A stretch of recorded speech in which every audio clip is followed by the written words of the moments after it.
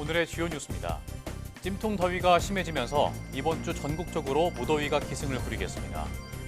서울의 첫 폭염주의보를 비롯해 전국 곳곳에 폭염특보가 이어질 전망입니다. 정부가 AI 분야 박사후 연구원에 5년간 연봉 9천만 원을 지급하는 등 이공계 인재 유출을 막기 위한 대책을 부랴부랴 내놓고 있습니다. 하지만 연구 환경 개선이나 산업계와의 연계 강화 방안은 빠져서 구조적인 해결은 미흡하다는 지적입니다. 정부가 해외 과학자의 국내 연수를 지원하고 비자 혜택도 제공하는 등 해외 연구 인력 끌어오기에 박차를 가하고 있습니다. 하지만 이들의 연구 성과나 국내로의 기여도를 확인하는 과정이 빠져 있어 연수 정책의 실효성에 의문이 제기되고 있습니다.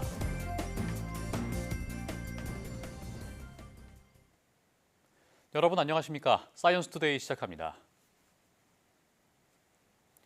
정부가 AI 분야 박사후 연구원 400명을 채용해 연봉 9천만 원을 지급하는 사업을 발표했습니다. 하지만 연구 환경 개선이나 산업계와의 연계 강화 방안은 빠져서 이공계 인재 유출 문제에 구조적인 대책이 시급하다는 지적이 나옵니다. 보도에 박나연 기자입니다. 과학기술정보통신부가 AI 융합 분야를 이끌 핵심 연구 인력을 육성하기 위해 이노코어 사업을 추진하고 있습니다. 올해 300억 원을 시작으로 매년 600억 원씩 5년 동안 모두 3천억 원을 투자합니다. 목표 인원은 400명으로 이번 사업으로 선발된 박사후 연구원에게는 연 9천만 원의 연봉이 지급됩니다. 현장에서는 일단 금전적 지원에 대해 긍정적인 반응입니다. 하지만 막대한 예산이 급여로만 사용되는 부분에 대한 한계를 지적하는 목소리도 나옵니다. 인재 유출을 막기 위해서는 연구 개발 환경을 조성하고 국내 과학기술원의 역량을 높이는 게 우선이라는 겁니다. 또 이노코어 사업 이후 취업 등 산업계와의 연결성이 불명확해 연구원들의 국내 정착으로 이어지기에는 한계가 있다는 반응도 나왔습니다. 대학 연구 환경 전체를 좀 개선을 하고 이들이 졸업한 다음에 진출할 일자리가 많이 있도록 산업 전반의 생태계를 건전화시키는 것이 훨씬 더 중요하다고 생각합니다. 특히 이번 사업은 지원 분야가 AI 융합에 한정돼 다른 기초과학 연구는 배제됐습니다. 또 그마저도 4개 주요 과학기술원에만 해당돼 다른 연구대학들은 소외된다는 불만이 나옵니다. 정부 주도로 연구를 해야 되는 분야도 있지만 또 그로 인해서 소외되는 분야가 없어야 되는 것 같아요. 특정한 연구들은 굉장히 긴 호흡을 가지고 연구를 해야 되는데 소외가 되지 않게 좀 잘 정책을 집행을 하면 좋을 것 같습니다. 과기정통부가 박사후 연구원에 대한 파격적인 연봉만 앞세워 이공계 인재 유출 문제를 근시안적이고 1차원적으로 접근하는 게 아니냐는 지적이 나오고 있습니다. YTN 사이언스 박나연입니다. 그런가 하면 정부가 해외 과학자의 국내 연수를 지원하고 비자 혜택도 제공하는 등 해외 연구 인력 끌어오기에 사활을 걸고 있습니다. 하지만 이들의 연구 성과나 국내 연구 환경의 기여를 확인하는 과정이 미흡하다는 지적이 나옵니다. 임든솔 기자가 보도합니다. 과학기술정보통신부는 에이펙 역내 과학계 교류를 활성화하기 위해 회원국 과학자들을 국내로 초청해 연수 프로그램을 제공하고 있습니다. 연수생에게는 왕복 항공권과 월 250만 원의 체재비가 지급됩니다. 100여 명의 외국 과학자들이 참여해 올 하반기까지 진행되는 사업으로 모두 20억 원 예산이 소요됩니다. I hope it will serve as a stepping stone to more robust scientific exchanges and build a sustainable network for research collaboration. 많은 예산이 투입됐지만 연수 프로그램의 성과를 확인하는 절차는 미흡하다는 지적입니다.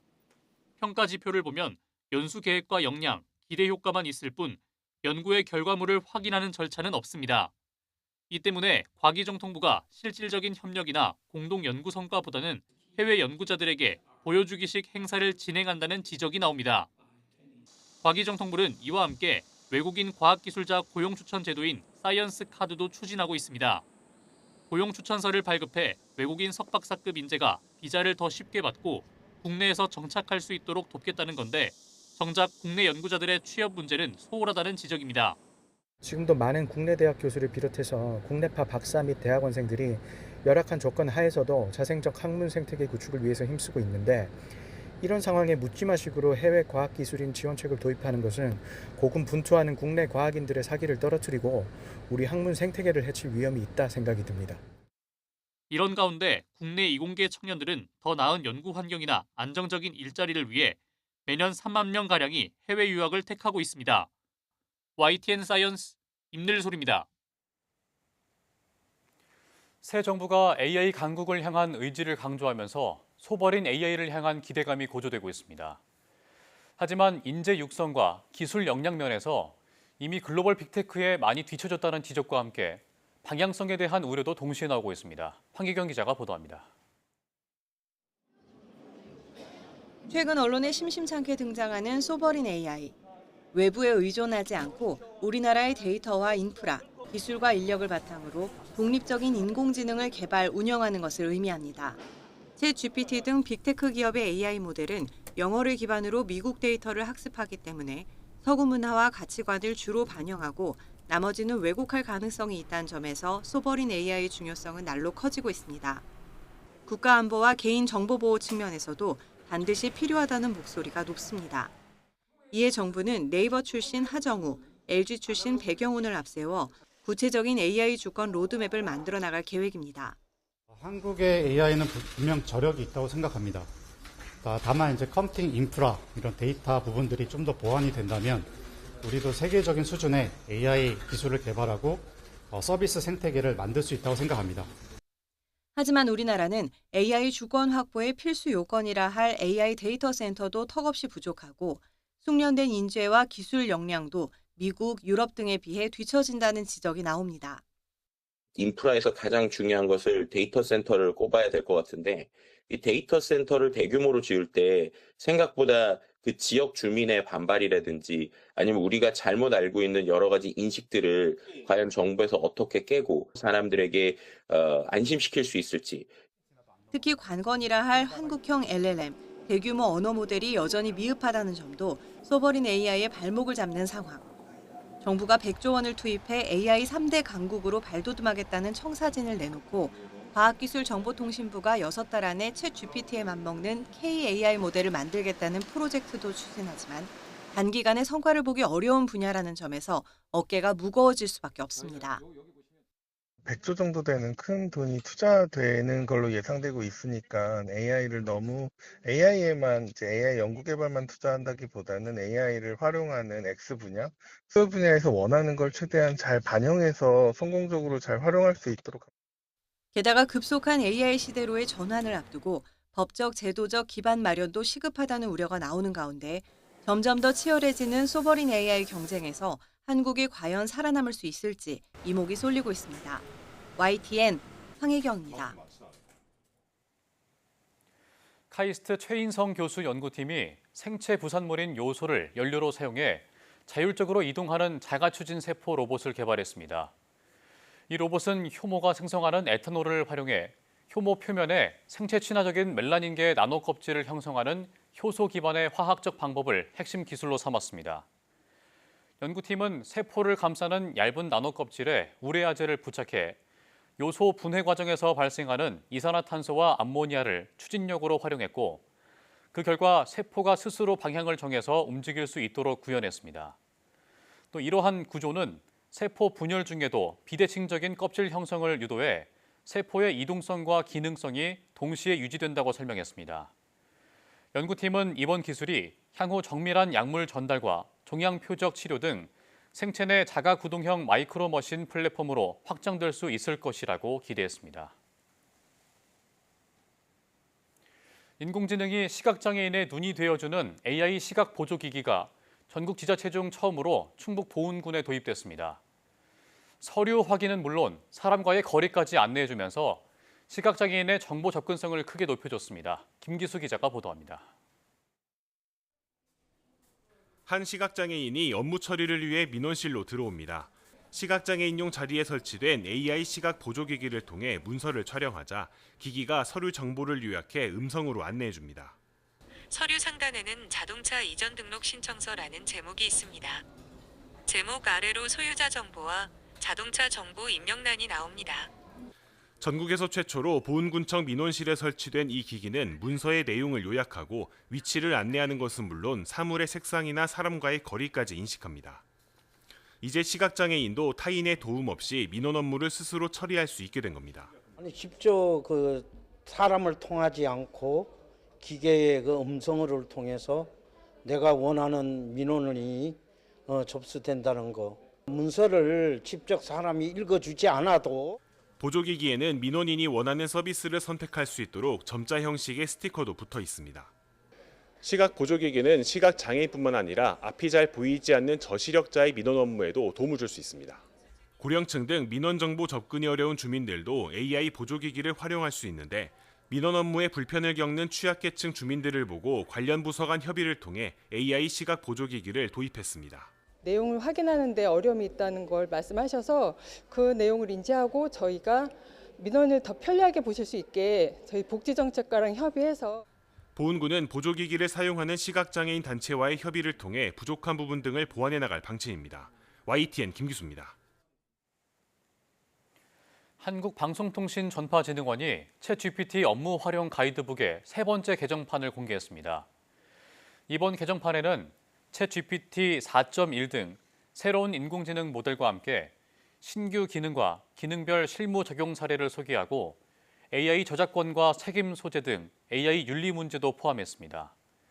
가이드북은 현재까지 누적 3만 4천 건 이상 다운로드됐는데 이번에 공개된 3.0 개정판은 한국방송통신전파진흥원 홈페이지에서 누구나 무료로 이용할 수 있습니다.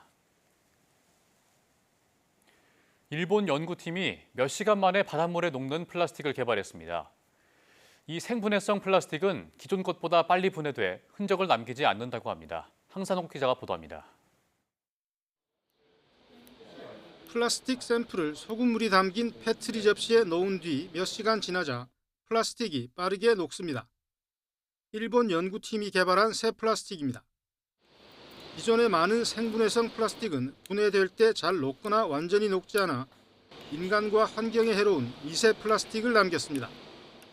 環境の中に存在する塩分に対する感度が非常に高くて、塩分がやってくると原料に戻るように設計されている超分子プラスチックです。ですので、その原料自体はバクテリアによってバラバラ壊されていくので、最終的には安全なものとして地球を回るようになると。 연구팀은 아직 상용화 계획은 구체적으로 안 밝혔지만 포장 부분에서 상당한 관심을 보이고 있습니다.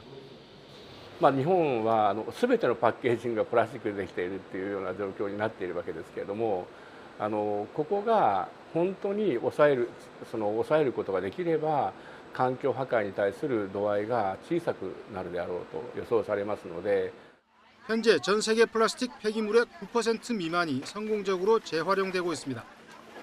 유엔 환경계획은 2040년까지 플라스틱 오염이 3배 증가해 해마다 폐기물 2,300만에서 3,700만 톤이 전 세계 해양으로 유입될 거로 예측했습니다. YTN 한상욱입니다. 과학기술정보통신부는 7월부터 휴대전화 개통 시 사용할 수 있는 모바일 신분증 종류를 기존 모바일 운전면허증 외에 주민등록증과 국가보훈등록증까지 확대한다고 밝혔습니다. 기존의 실물 신분증을 확인하는 방식은 위변조 위험과 대리개통 우려가 지적돼 모바일 신분증 제도가 도입됐지만 운전면허증만 인정돼 불편이 컸습니다. 이에 따라 SK텔레콤과 KT는 7월 1일부터 본인 인증용 모바일 신분증 종류를 확대하고 LG U+는 7월 30일부터 적용합니다. 내년 실제 공휴일은 총 70일로 올해보다 이틀 늘어납니다. 우주항공청이 발표한 2025년도 원력 요향을 보면 2026년은 일요일이 52일이고 국경일과 설날, 대체 공휴일 등 20일의 공휴일을 더해 72일이 되지만 3.1절과 부처님 오신 날이 일요일과 겹쳐 실제 공휴일 수는 70일입니다. 주 5일제 근무자의 경우 공휴일 70일과 함께 52일의 토요일이 더해져 휴일 수가 122일이지만 토요일과 겹치는 현충일과 광복절 등 4일의 공휴일을 제외하면 휴일 수는 118일로 올해보다 하루 적습니다. 원력 요향은 음력과 양력 정보를 종합해 공휴일과 24절기, 연간 휴일 수 등 달력을 만드는 데 필요한 정보를 요약한 겁니다.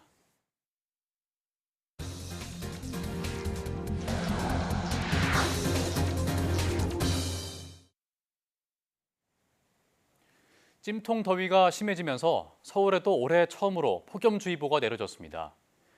기상청은 서울도 체감온도가 이틀 이상 33도를 웃돌 것으로 보여 폭염주의보를 발령했다고 밝혔습니다. 올해 서울의 폭염주의보는 지난해보다 11일 늦은 기록입니다. 이와 함께 가평과 광주 등 경기 일부 지역에도 폭염경보가 내려지면서 일부 소수 지역을 제외하고는 전국 대부분이 폭염특보 영향권에 들었습니다.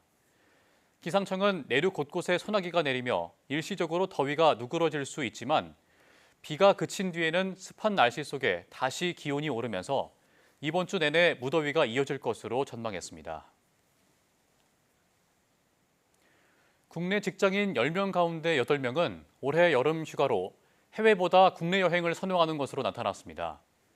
대한상공회의소가 직장인 800명을 조사한 결과 전체 응답자의 83.5%가 해외보다 국내로 휴가를 떠나겠다고 답했고 가장 인기 있는 여행지는 강원도였습니다. 1인당 휴가비로는 지난해보다 9% 넘게 늘어난 53만 5천 원을 쓸 것으로 조사됐는데 서울 직장인의 휴가비는 평균보다 많은 77만 6천 원으로 집계됐습니다. 연령대별로는 30대의 평균 지출이 66만 원을 넘어 가장 많았으며 20대와 40대, 50대 순이었습니다. 우리나라뿐 아니라 미국과 유럽 등 세계 곳곳에서 섭씨 40도 안팎의 때이른 폭염에 신음하고 있습니다. 지구온난화의 영향으로 폭염 피해가 심각해지면서 이제 시간이 얼마 남지 않았다는 경고가 잇따르고 있습니다. 보도에 유투권 기자입니다. 유럽의 때이른 폭염은 지난달 중순부터 시작됐습니다. 북극에 가까운 아이슬란드에서 최고 기온이 26도를 넘어서며 사상 최고치를 기록했습니다. 이어서 스페인과 포르투갈에서 40도 안팎까지 기온이 오르더니 이달 들어선 유럽 전체가 폭염에 시달리고 있습니다.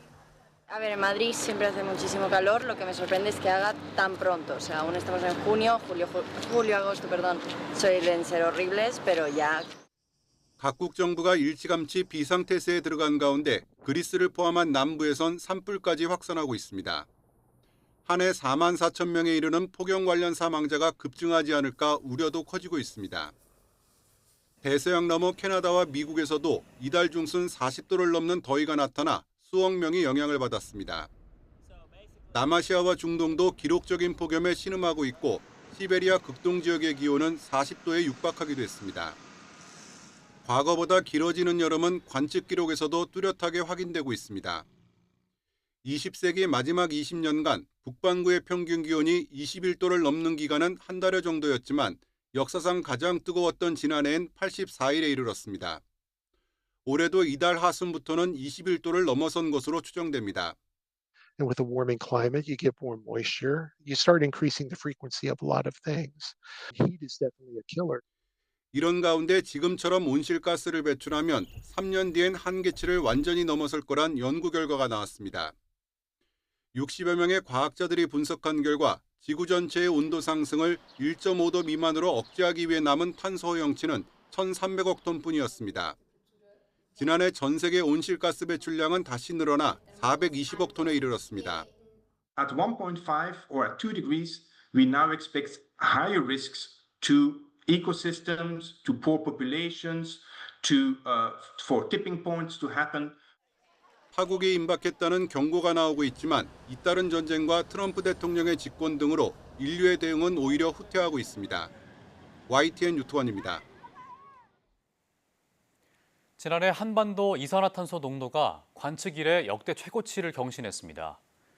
또 연간 증가폭은 최근 10년 내 두 번째로 컸던 것으로 분석됐습니다. 기상청은 2024년 지구 대기 보고서에서 지난해 우리나라 기후변화 감시소의 이산화탄소 농도가 안면도 430.7 ppm, 고산 429 ppm, 울릉도 428ppm 등으로 3개 지점 모두 역대 최고치를 갈아치웠다고 밝혔습니다. 특히 안면도에서는 관측 이래 26년째 상승세를 보이는 가운데 이산화탄소 농도가 전년도보다 3.1ppm 증가해 연간 증가폭이 최근 10년 가운데 두 번째로 컸다고 덧붙였습니다. 기상청은 한반도뿐 아니라 지난해 전 지구 평균 이산화탄소 농도 상승폭도 최근 10년 사이 가장 크게 나타났다며 갈수록 심각해지는 온난화에 대한 대책이 시급하다고 강조했습니다. 최근 7월에 일본 대지진이 일어날 것이라는 설이 일파만파 퍼지고 있습니다. 불안감이 커지자 전문가들은 예견된 곳은 언제든 강진이 발생할 수 있는 위험 지역이라고 짚었습니다. 과도한 공포감을 유발하기보다 지속적인 대비가 중요하다는 겁니다. 정혜윤 기자가 보도합니다. 올해 7월 일본 대지진이 일어날 거라고 예견해 재앙설의 시발점이 된 일본 만화입니다. 1999년 최초 발간된 내가 본 미래의 작가는 다츠기로입니다.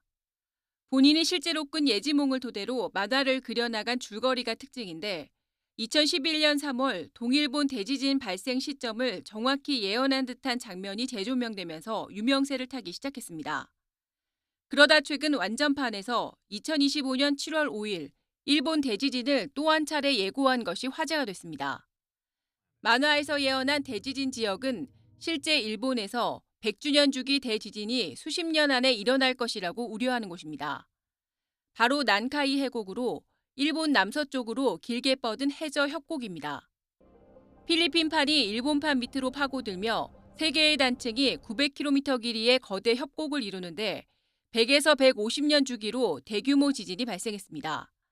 지난해 8월엔 난카이 해곡 끝 부분에서 규모 7.1의 강진이 발생해 대지진 경보가 발령되기도 했습니다. 특히 예지몽 만화에서 묘사한 바다 지진 지역은 협곡 최남단 남동쪽 부근 해역으로 추정되는데 최근 남쪽 가고시마현 인근 바다 진앙지에서 사흘 동안 규모 4 이상의 지진이 무려 20차례 이상 일어난 만큼 만화 속 대지진설이 더욱 주목을 받고 있는 겁니다. 그러나 지진설과 상관없이 과거부터 난카이는 대지진 우려 지역이라 최근 연이은 지진으로 이뤄볼 때 당장 강진이 발생해도 이상하지 않다는 게 전문가들의 분석입니다. 난카이 해곡의 최남단 지역이라고 쉽게 생각하면 돼요. 100년, 150년 주기로 발생하는 지진이 굉장히 임박했다라고 얘기를 하고 있거든요. 바로 그 지역에서 지금 지진이 나고 있는 거예요. 이렇게 한 자리에서 집중적으로 나는 거는 굉장히 이례적인 일이거든요. 일본 대지진설이 퍼지며 주변 나라들까지 술렁이자 일본 기상청은 지진 시기와 규모를 정확히 예측하는 건 불가능하다며 과도하게 대응하거나 불안감을 조성하지 말아달라고 당부했습니다. 전문가들은 이와 함께 일본 대지진은 언제라도 닥칠 수 있는 재난이므로 예언 날짜가 지난 뒤에도 긴장을 늦춰선 안 된다고 경고했습니다. YTN 정혜윤입니다. 지난해 국내 교통사고 가해 운전자 중 65세 이상 고령층 비율이 21.6%로 역대 최고치를 기록했습니다. 한국도로교통공단에 따르면 65세 이상 고령 운전자 사고는 2020년 3만 1,070여 건에서 지난해 4만 2,360여 건으로 36.4% 급증했습니다.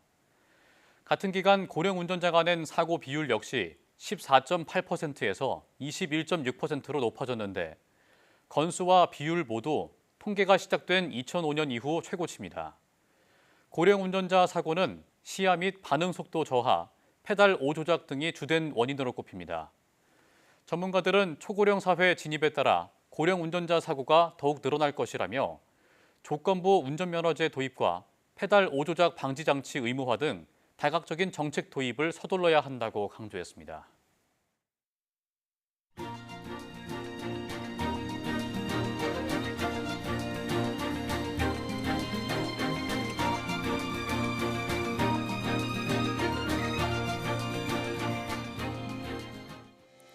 이번 주 전국적으로 폭염이 기승을 부리며 무더위가 이어질 전망입니다.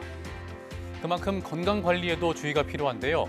한낮에는 가급적 야외 활동과 외출을 자제하고 야외 작업자는 수분 보충과 온열 질환 예방에 더 신경 써야겠습니다. 뉴스 마칩니다. 고맙습니다.